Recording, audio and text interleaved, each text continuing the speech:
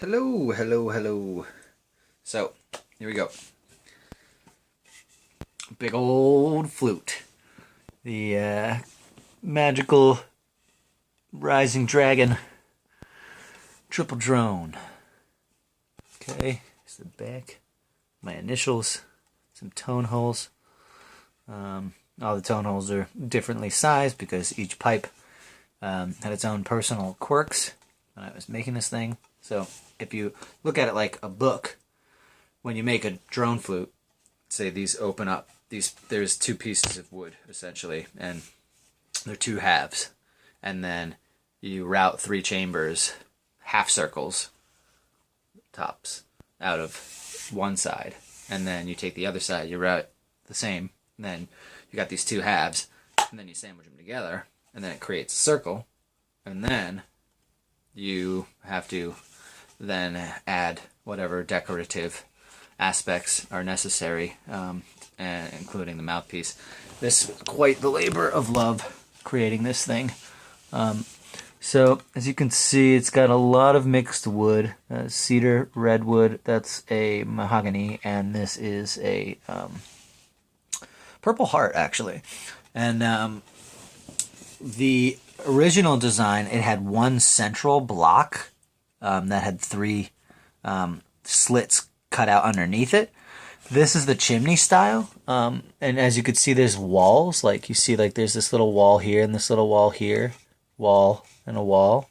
So these little walls are a different style approach. A lot of flute makers all across the world, if you're making a Native American style instrument, some people utilize this particular block fetish totem style, which is called the chimney block style, and it blocks the wind from cutting across your instrument if you're playing it outside, more so than if it was just flat and exposed.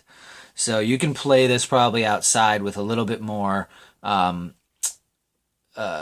freedom than the wind, that regular wind that's happening outside. Even sometimes even the slightest breeze can cut across the wind that's spilling out of the instrument when you're playing, and it'll cancel off all those that wind vibration, and it won't allow it to travel down into the instrument. This happens for even just like single chambered style Native American flutes as well. So if you find a flute that has a chimney style on it, a lot of the time you'll get a little bit more volume, a little bit more force, a little bit more protection from the wind, the external wind. And aside from that, this body is, I believe this is a Spanish cedar. You will probably have all of the information inside of the Etsy listing and the full description of the flute. That will describe the kanji as well. I think I wrote that in there. As for everything else, so holding it at first is going to be a bit of a challenge. It's not the easiest thing to hold, even for an advanced flute player like myself. So just to give you a heads up on this thing, it's kind of like this big wafer, this big like hamburger-y, like foot-long sub type thing. So do take that into consideration. Holding a drone flute in and of itself, even a double-chambered one, not a triple-chambered one, is weird on the hands at first, especially if you're trying to get a good seal on these finger holes. You got to brace your thumbs and your pinkies properly on the instrument. It's going to definitely be really awkward and funny at first, especially with the mouthpiece since it's kind of wide. So I'll wipe it all down with rubbing alcohol and stuff when I package it up. But you're going to have to like really, let's just say to start off with, if you want to tape the pinky hole, I would at first. So it's going to drone in the fifth, which is open, and it'll drone in the root note, which is F sharp, which is all the pipes. Okay, so all the pipes are F sharp. This pipe is droning in F sharp all the time. You don't have to do anything to it. This pipe is the pinky hole alternating drone pipe. okay? Hoping that your hands are generally like average size. Like mine are average size hands. I'm 5'7", okay? So within that, like even my pinky sinks down inside of this thing a little bit. And when I made it, if I was able to shift the hole up a little higher, the pinky hole could have been a little smaller. But in relation to how I was crafting it, the placement, since this is my first triple drone flute I've ever made, and I still have to make more and get better at them and whatnot. This is gonna be fun at first. So my main suggestion is tape it. You won't be able to use the fifth drone, like the fifth, acoustic aspect, the droning part with it at first, but you can graduate up to it. And I mean, who knows? Maybe you don't find it hard to cover, but this is just a kind of just a heads up on this thing. And these bottom three, they're about a centimeter in terms of hole diameter, which is normally the largest hole that I tend to make. And most flute makers don't really make holes that are much bigger than a centimeter, just for ergonomics and comfort, for average hand span, and then everybody else's individualized hands. When you start doing a lot of custom pieces, you can, essentially craft the instrument to the player's hands and size, but with this you don't get that luxury, unfortunately. It's crafted to my hands. So first thing I would suggest is to tape this. Masking tape is fine. Just tape it down, make sure that you really squeeze the tape on there, and then it creates a good seal. That way this pipe will still be droning. You just don't have to worry about covering it, because even the most minuscule air leak with you not covering your pinky properly in the hole will cause the drone to not fire properly, and it won't sound good. So you have to at least have enough dexterity and enough strength in your fingers to cover and really seal these holes. You don't want any air leaking out of them when you're actually, holding them and, making sure that you're trying to play the flute properly. You can do the minor pentatonic scale climb with this, so it would be 1, 2, 3, and that, well, first 0 is the root note, which is just one, all holes closed. Okay, so that's how I tend to play. I treat the root note, which is all holes closed, as 0, and then as soon as I start opening fingers, I number them. Okay, so 0, 1, 2, 3, and then you keep 4 down, which is a normal Native American style technique with the minor pentatonic scale, and then you open 5 and 6. Okay. So 1, 2, 3, keep 4 down, and then open 5 and 6. And so that's the minor pentatonic. You can use 4 in the mix once your hands get used to holding this thing. It's going to take a while. And don't get discouraged, and be really patient with the thing, because for what it may, do to cramp your hands at first, and, muscle memory and dexterity, it really makes up for it. And just general the healing power and the tone and the chordal nature of these things, because it creates a chord with itself, which is really fun. So with all that being said, tape this one down for now. Masking tape, piece of duct tape. I would use masking tape though. It doesn't damage the wood. It just comes off really easily, and it has a good sealing capability. So probably cover this thing with some masking tape if it's giving you some trouble, and eventually you can, graduate towards using your pinky finger, as long as hopefully your hands are my size so that they don't sink in too far. Aside from that, then you can play on the right side with just the right pipe and the middle pipe, which are, these two right here. So it might be easier for you to just kick the instrument off to the side and only play this pipe and the playing pipe, and then breath pressure is moderate. As long as you've got a good seal on these holes, the instrument, it will fire very easily. So you just get a good seal on this mouthpiece too. Make sure that no air is spilling out of your mouth in any other direction besides just going straight down into these holes.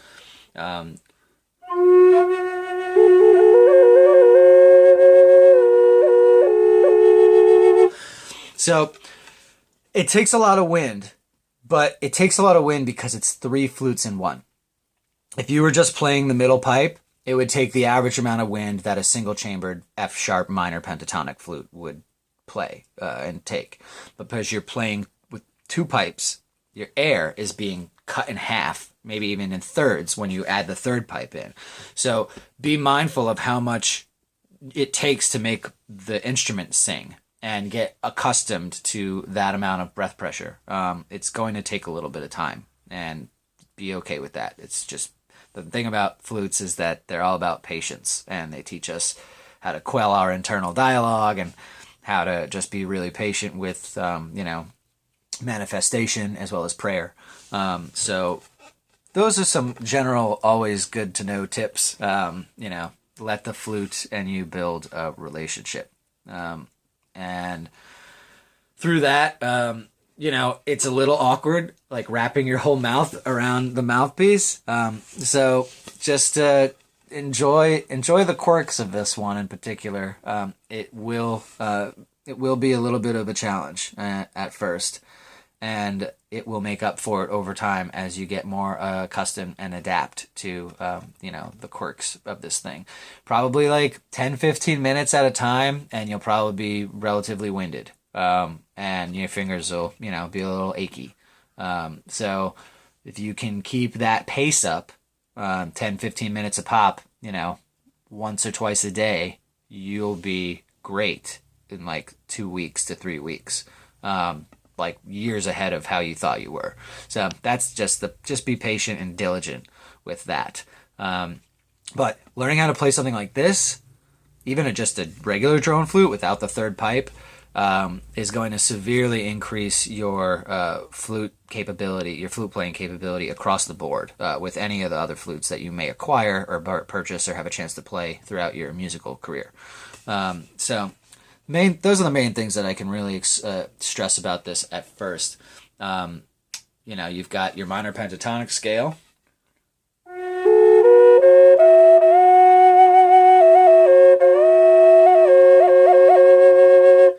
Okay? And then I'll show you, when I lift the pinky, you'll hear the third happen.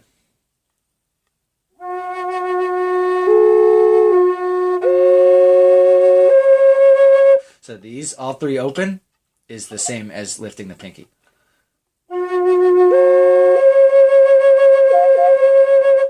So that's another cool thing. And there's all sorts of crazy stuff you can do. Like you can kind of bend some of the lower notes because the holes are so large, and you can create all these like microtonal, crazy chordal quality things. Like my favorite, I'll show you one of my favorite passes.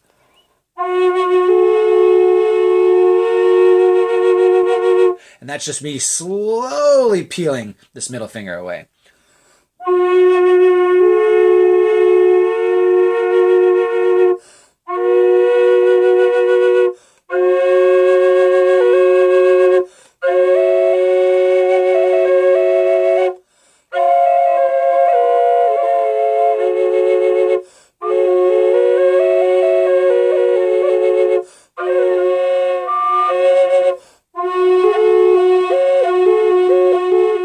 So it takes a lot of, just casual approaches to the instrument.